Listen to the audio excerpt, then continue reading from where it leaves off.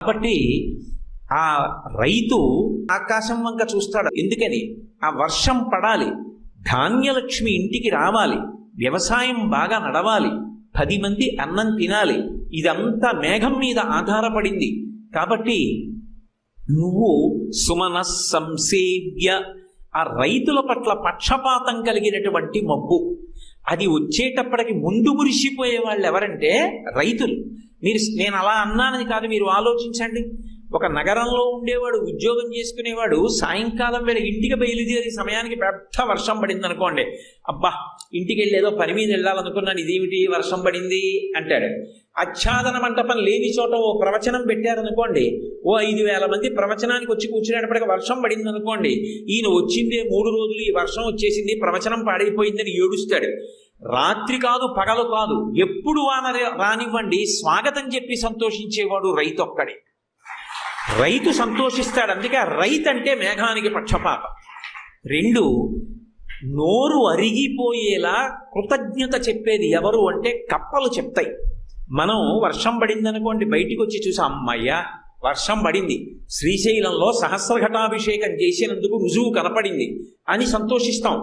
కానీ ఖణ్వక, ఖైమక, కదురి అని 3 జాతులకు సంబంధించిన కప్పలు ఉంటాయని వేదం చెప్తోంది, నేను చెప్పడం కాదు. ఖణ్వక, ఖైమక, తదురి అని 3 జాతులు. ఈ కప్పలకు ఒక లక్షణం ఉంటుంది. బోదురు కప్పలు అంటుంటారు కొన్ని ప్రాంతాల్లో.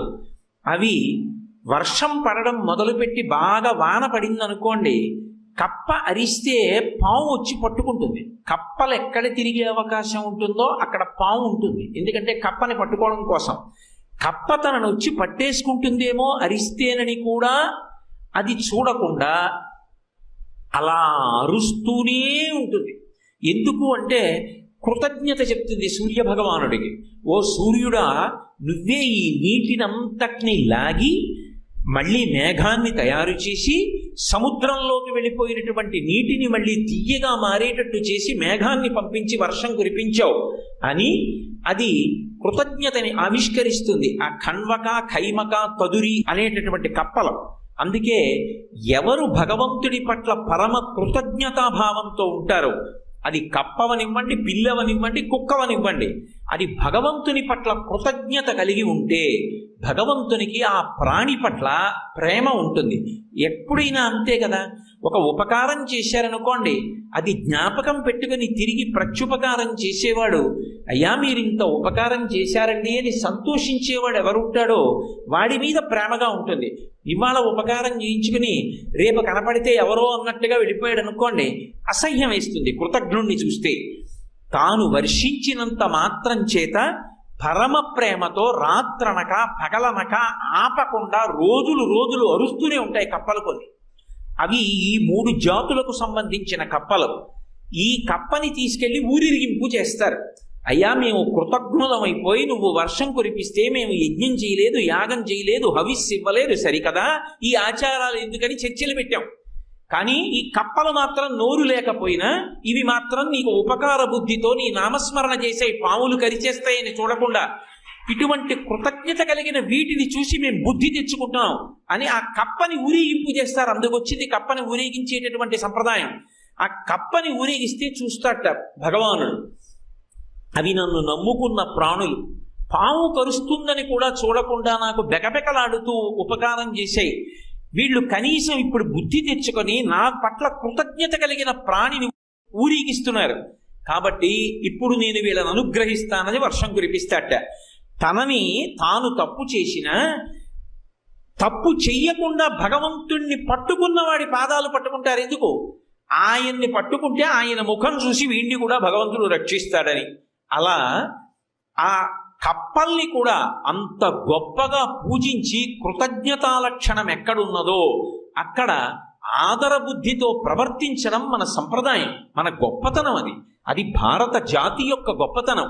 అంతేగాని కప్పల్ని పూజ చేయడం ఏమిటండి, కప్పల్ని ఊరేగించడం ఏమిటండి? వేదం ఎందుకు చెప్పింది మరి కప్పల్ని ఊరేగింపని? అందున కొన్ని కప్పల్నే ఊరేగించాలని ఎందుకు చెప్పింది? వేదం ఏదైనా చెప్పింది అంటే దాని వెనక ఎందుకు చెప్పిందో, ఏ కారణంతో చెప్పిందో చక్కగా చదువుకుని అర్థం చేసుకునే ప్రయత్నం చెయ్యాలి.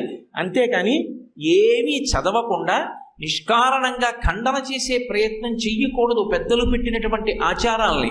కాబట్టి అది ఆ మబ్బు రైతు పట్ల పక్షపాత బుద్ధి కలిగి ఉంటుంది. అందుకని సుమన సత్పక్ష సుమనోవనేషు. అది అంతేకాదు, కారుణ్యామృతవర్షిణం ఘన విపద్గ్రీష్మచ్చిదాకర్మఠం విద్యాసస్య ఫలోదయాయ సుమన సంసేవ్యమిచ్ఛాకృతిం. ఆ మేఘానికి ఒక లక్షణం ఉంటుంది, ఇచ్ఛాకృతిం. అది దానికి కావలసినటువంటి రూపాన్ని అది పొందుతుంది. మీరు ఒక్కొక్కసారి ఆకాశంలో ఒక్కొక్క మబ్బు వంక చూడండి, ఏదో నందీశ్వరుడు ఉన్నట్టుగా కనపడుతుంది మబ్బు. అదే మబ్బుని కాసేపు ఆగి చూడండి, గుర్రంలా మారుతుంది. అదే మబ్బుని కాసేపు ఆగి చూడండి, మనం ఒత్తుకున్న పూరిలా గుండ్రంగా అయిపోతుంది. అదే మబ్బుని కాసేపు ఆగి చూడండి, ఏదో పెద్ద సహస్ర పడగలతో శేషుడు పడుకున్నట్టుగా ఉంటుంది పొడుగ్గా.